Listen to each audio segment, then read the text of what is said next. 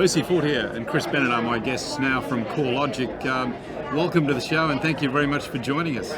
Thank you for having us. Great to see you at Inman.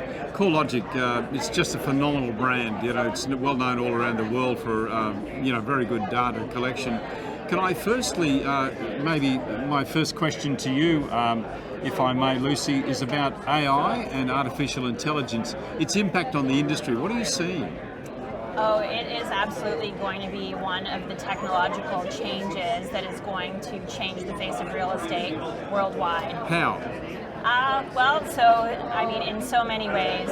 First of all, the ability to work with data in a way that has never been possible before, to find patterns and trends within the data that is not possible for a human to recognize, is going to change the user experience, how we build interfaces. At every level of the application, we are going to be changing how we do business. Are you focused on using that to benefit the agent, the broker, or the consumer? Well, and I think that's another trend that we're watching very closely is consumers are becoming more and more tech-enabled, much more empowered. Their level of expectations are rising, particularly with respect to technology. So we're seeing a much more significant focus on the consumer experience. It used to be very much about the agent and the agent's tools. Now we are absolutely seeing that the shift is changing. There's a shift now to the consumer space. I'll talk to you both in a moment about tech trends, but can I just ask you about, we're here at Inman Connect, of course, which is all about technology and working with agents and brokers. Could you tell me what you're noticing here? Are there any new trends that are jumping out at you? Oh, gosh, I think that there are new trends, but a lot of them are really problems that we've had that are just now surfacing. And one of the things that I think is becoming much more prevalent is the access to data and making sure that you give that access, but you have a level of security, and so that people can actually build the technologies that are going to keep the agent and the broker at the center of the transaction, but continue to service the consumer at a higher level. But it's really, I think, everything that we're seeing as you look around this floor is all about how can you share that information in a much more seamless and user-friendly way.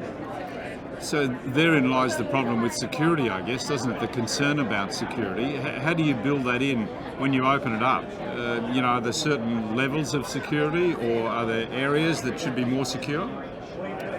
That's something that we need to now include at every level of our development process. And that's something that CoreLogic takes very seriously. We have for a very long time. And there's really two aspects to that. There's the security angle about the data and what we store, and also the privacy angle for consumers and what kind of information is being shared and with whom. Yeah, that raises another question too, doesn't it, about the sharing of data. We've seen both the buyer and the seller become a lot more empowered over the years, because there was a stage where the broker had all the power because they controlled all the information, and then it became available to everyone. How has that changed the role of the broker, the agent, in their relationship with the seller? Because the seller's now much more educated. Yeah, I'll take a stab at that. Please do. So, thank you. Yeah, they are much more educated, but to a degree, they're still consuming this information through a fire hose. And it's all about how do you make it in a consumable format to where it's digestible and they can use it without having to still go to multiple locations to try and get it and pull it together themselves. So I think the consumer's very hungry to have the data, but they want to make sure that it's easy to get to and that it actually means something to them when they see it. So public record information, for instance, versus the active listing content or hazard information. What does that all mean when I'm looking to buy a home or sell my home? So there's still an education process that I think takes place. And I think that the real estate agent and the brokers are still the ones that are there to be that consultant to help them understand this information. You did a fantastic job of taking a stab at that, Chris, I've got to say. Okay. Thank you, well done. Because I do believe, yes, there's a huge amount of information, like drinking out of a fire hose, which I think you said. But it's the agent's role now, as I see it, to help make sense of all that that information and data, because it can become quite confusing, even conflicting. It's confusing to me, Yes. and I'm in the industry. Yeah. The agent truly, and one of our core philosophies at CoreLogic is to continue to empower the agent to be the expert in the transaction. And so the agent and the broker really provide the context to the consumer. So, the information itself isn't that useful if you don't have the information about what the market is doing around a particular property or in a neighborhood. So they're really, our role is really to empower the agent to help the consumer through the transaction. There's been a big move too, and I notice here a number of portals or a number of sites are actually using AVMs, automated valuation modules, which I know comes a lot from the data supplied by CoreLogic, but it can also be very inaccurate. It can also miss the mark.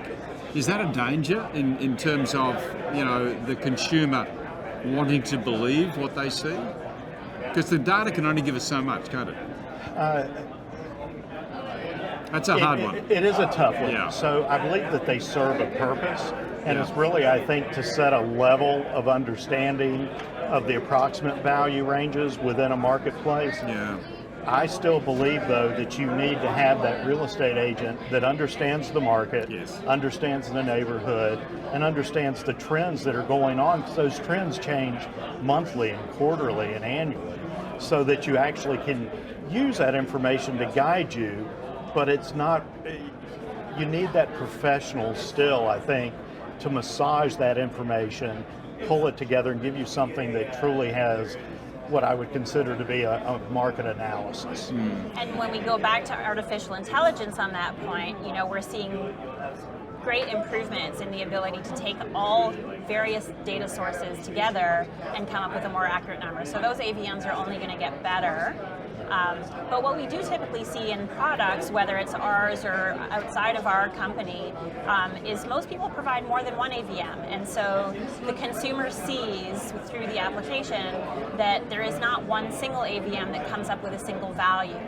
And so it kind of educates them to also how complicated an AVM is and why they shouldn't just trust that one number is the right number.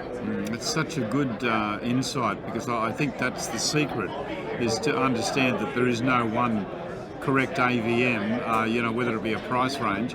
And I guess too, with AI, you get the opportunity or augmented reality or artificial intelligence to actually communicate with CoreLogic and say, well, this is where I've just updated my home, I've added another bedroom, which is then going to reflect in an increased value. Right. So these automated tools are going to be able to actually help you keep your data in much more up to date. Well, and if you think about the AVM, even for the consumer to understand, when they see three different AVMs and they are a little different, how do I understand which one's right? Well, they're all right to a degree. They're based off of the information that they're gathering. That's So exactly you right. need someone once again to help you understand that, let's drill down on this information and let's make sure that, as an agent, I am guiding you through this process, and all this was a framework that we start with. Yeah, it's a great example of why the broker will never be out of a job. It's but they need to keep up to date with all of that technology.